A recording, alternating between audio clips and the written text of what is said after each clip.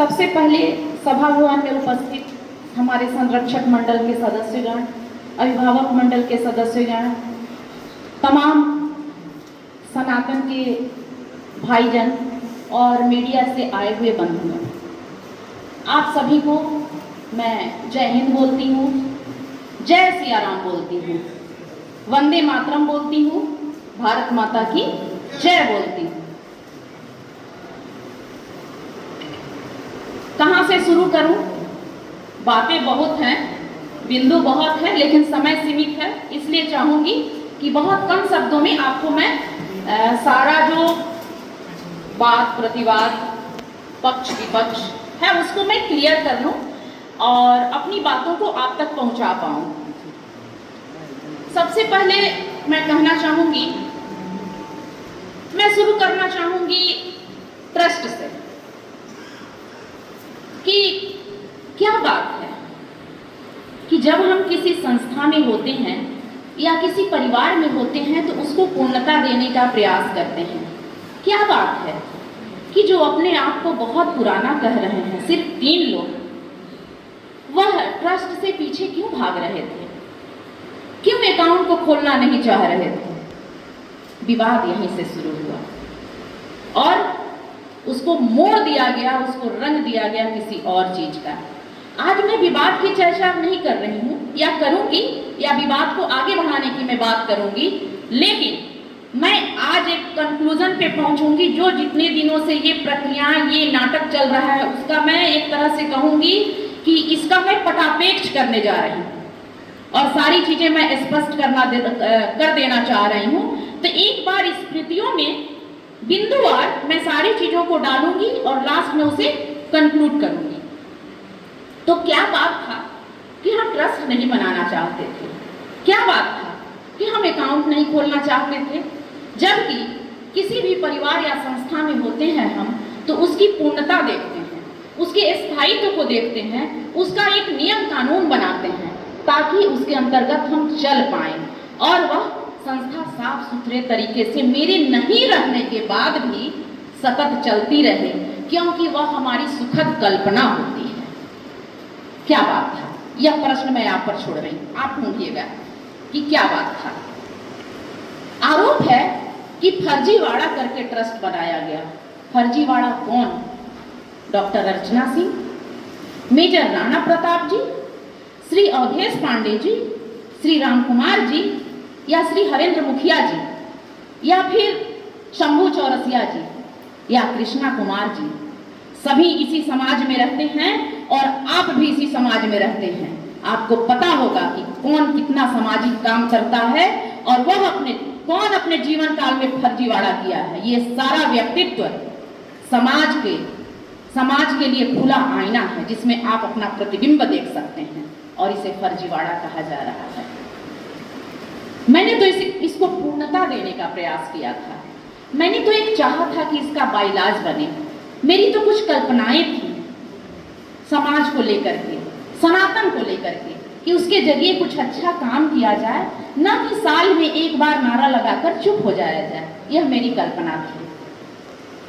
उसको कहा जा रहा है कि हम हथियाने का प्रयास कर रहे हैं, जबकि हमारे उद्देश्यों में साफ साफ लिखा हुआ है कि हमारा ट्रस्टी अगर उस काम के उद्देश्यों को पूरा नहीं कर पा रहे या ट्रस्ट पूरा नहीं कर पा रहा तो उसके समान उद्देश्य वाली संस्था को उसका जो भी राशि है या जो भी उसके जो इंफ्रास्ट्रक्चर है वो दे दिए जाए, न कि किसी व्यक्ति विशेष को देने की बात हमने कही है। सोशल मीडिया पर हमारे ट्रस्ट को डाल दिया गया है। आप वहां पॉइंट बाई सारी चीजों को पढ़ सकते हैं और दमदार आवाज में मैं कहना चाहूंगी कि मेरे जितने भी 11 ट्रस्टी हैं, कोई किसी तरह का आरोप और समाज विरोधी कार्य उसको करवा दे तो रियल में मैं उस ट्रस्ट को खुद से भंग करूंगी।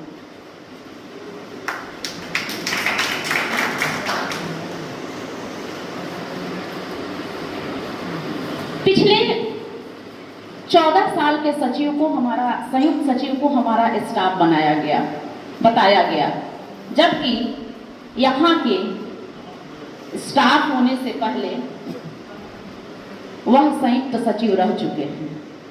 और जो संयुक्त सचिव होता है वो सचिव के काम को बहुत भली प्रकार जान चुका होता है और उससे बेहतर कोई नहीं कर सकता, इसलिए संयुक्त सचिव को हम लोगों ने सचिव बनाया। कहा जा रहा है कि हमारे दोनों हाथ में लड्डू है। सनातन को लड्डू के रूप में उपयोग किया जा रहा है। बात पर गौर कीजिएगा, इसको भंजाया जा रहा है। हम कोई लड्डू पेड़ा समझकर रामलीला समिति में नहीं जुड़े थे। हम तो सनातन के झंडा को बुलंद करने के लिए रामलीला समिति में जुड़े थे और दोनों हाथ जोड़कर जय सिया राम कहने के लिए यहाँ जुड़े थे, ना कि लड्डू खाने के लिए और मोतीचूर फांकने के लिए यहाँ पर हम जुड़े हुए थे। आप लोगों ने देखा होगा,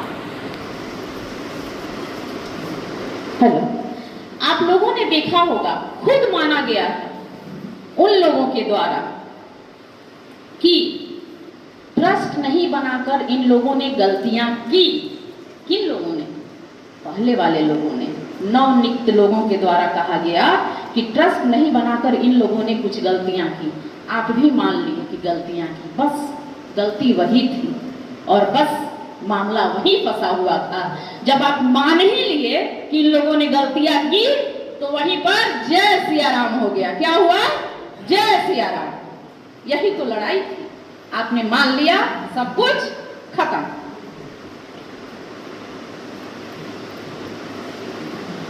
एक चीज और, हम उन लोगों की तरफ से मैं क्षमा प्रार्थी हूं, मेरी समिति क्षमा प्रार्थी है। आप हमें माफ करना और उनको सुबुद्धि देना।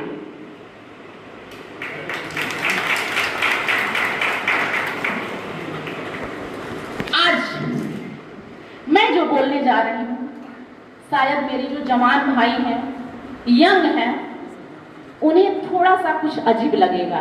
हाथ जोड़कर मैं माफी चाहूंगी और मैं बड़ी बहन होने के नाते आपसे रिक्वेस्ट करूंगी कि जो मैं कहूंगी कृपा करके आप उसे मानेंगे और सौहार्दपूर्वक मानेंगे। आज हिंदुओं को और सनातन को जातियों में बांटने का प्रयास किया जा रहा है, लेकिन अगर हम अड़े रहे तो तमाशा 2025 में भी नजर आएगा। तो मैं चाहती हूं कि, और हमारी समिति चाहती है कि हम बटे नहीं, हम एकजुट रहें और सभी लोग मिलकर सनातन को मजबूत बनाएं।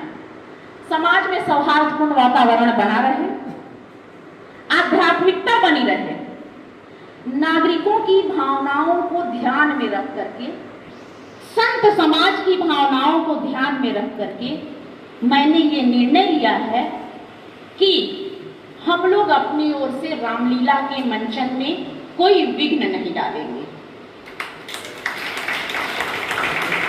क्योंकि हमारे पास दो ऑप्शन हैं। हमारे बैनर फाड़े गए, हमारा ताला तोड़कर दूसरा ताला लगाया गया, तो या तो हम उसी तरह का काम करें तो हमारी जीत होगी। हम ये कर सकते हैं क्या? आवाज लगाइए, इतना घिनौना काम हम कर सकते हैं क्या?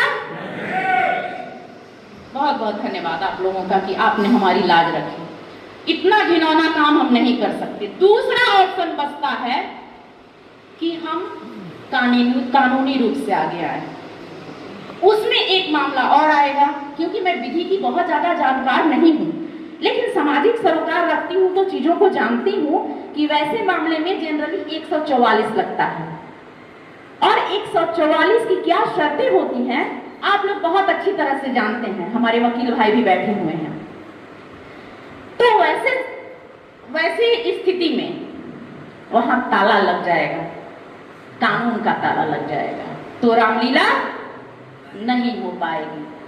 और इसी स्थिति से मैं डर रही हूं कि सदियों से चली आ रही परंपराओं को हम अपने अहम से नहीं तोड़ सकते। वहां रामलीला होनी चाहिए, क्योंकि भोजपुर की जनता का वहां पर आध्यात्मिक रूप से और संवेदनात्मक रूप से वहां से जुड़ाव है।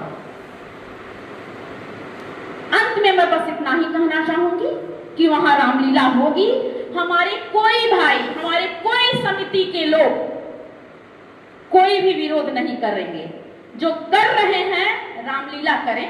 रामलला को फाड़ के तो आप गिरा दिए नीचे, उसके बाद रामलीला कीजिए और बहुत अच्छे से कीजिए। हम लोग की शुभकामना है। इस मंच से मैं वचन देती हूँ, हम लोग के तरफ से किसी तरह का कोई अड़चन नहीं आएगा, ये मेरा वचन है। हमारी समिति, हमारे सदस्य, हमारे अभिभावक मंडल या हमारे ट्रस्टी किसी भी तरह से आपको क्षति नहीं पहुंचाएंगे। अगर आप चाहेंगे तो हम लोग मदद भी कर देंगे।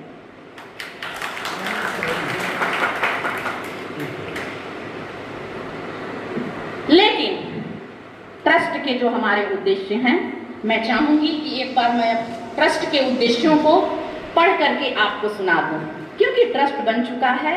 वह हमारा एक ड्रीम है, एक हमारी कल्पना है, सृजन की कल्पना। और सृजन की कल्पना को हम नहीं छोड़ सकते। हम उस कार्य को करेंगे और बहुत अच्छे से करेंगे। हम लोग सारी तैयारियां कर लिए थे, हमारे पास सारे चीज के मंडली कर लिए थे। मंडली वाले को धमकाया गया है।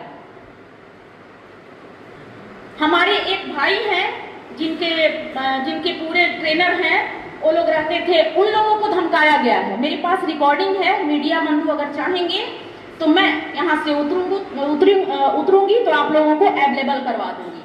ये सारे पेपर्स हैं, देखिए मंडली के पेपर्स हैं, जो हमने एडवांस दिया था उसके पेपर हैं, सब कुछ है मेरे पास, मेरी सारी प्लानिंग है। लेकिन सनातन की एकता और भावनाओं को ध्यान में रखते हुए मैं यह निर्णय ले रही हूँ। अब रहा ट्रस्ट की बात, तो ट्रस्ट को फर्जी साबित किया जा रहा है। तो मैं ट्रस्ट के उद्देश्यों को एक बार आप लोगों के सामने पढ़ना चाहूंगी, ताकि आप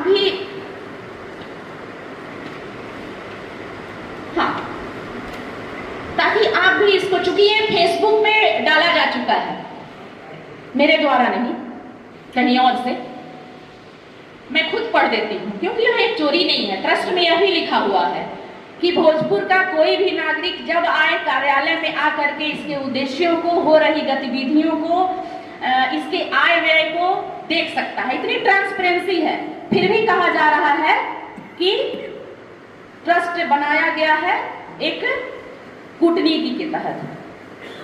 ट्रस्ट के उद्देश्य प्रभु श्री राम, श्री कृष्ण एवं अन्य देवी देवताओं के संदर्भ में लीला, कथा, नाटक इत्यादि विभिन्न माध्यमों से नागरिक में संस्कार, सभ्यता, संस्कृति, सामाजिक समरसता, धार्मिक सहिष्णुता की भावना विकसित करने हेतु देश के विभिन्न संस्थाओं तथा लोगों से संपर्क कर समाज, देश एवं चरित्र निर्माण में सहयोग करना तथा इस काम के लिए लोगों को प्रोत्साहित करना, धर्म स्थल का निर्माण, देखरेख तथा धर्म का व्यापक प्रचार प्रसार करना। ये उद्देश्य क्या पर्सनल है? ये उद्देश्य क्या सनातन से अलग है? मुझे नहीं लगता। और भी बहुत सारी चीजें हैं इसमें, मैं ज्यादा समय नहीं लेना चाहूंगी, लेकिन एक बार फिर कहना चाहूंगी कि चाल चरित्र